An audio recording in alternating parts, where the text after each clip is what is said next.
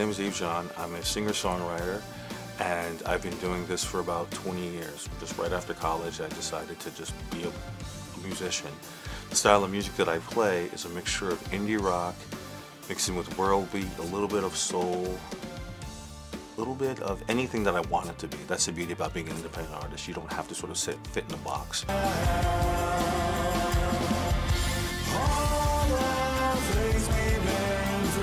And I would say my influences are Bob Marley and Jimi Hendrix. Those are the first two that got me initiated into trying to be a professional musician and wanting to sort of reach out and inspire people.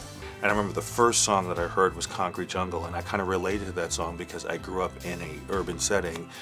I grew up in the projects, so Bob Marley indirectly, even though he was from Kingston, Jamaica, and he had passed even before I would know who he was, his lyrics and his song kind of reached me.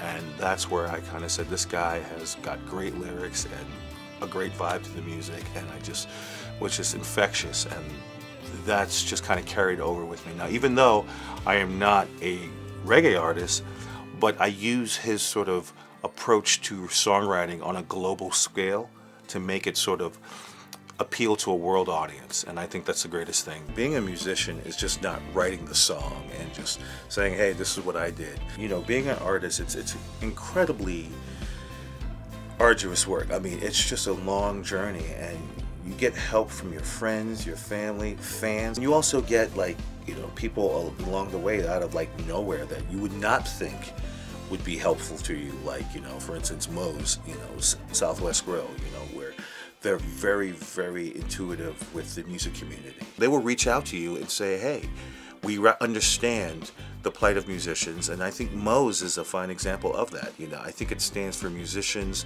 outlaws, entertainers, and I guess the S is for struggling artists or something, I don't know.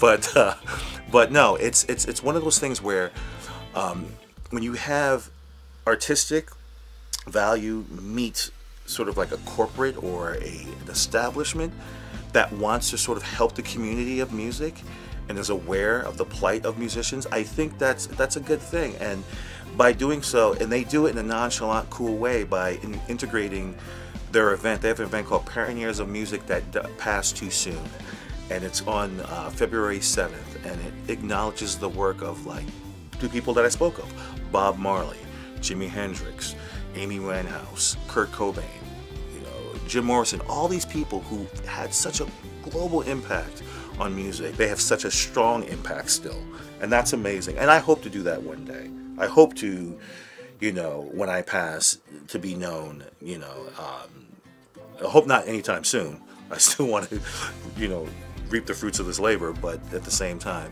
it'd just be nice to go down in history as a person that was a pioneer of some form or another.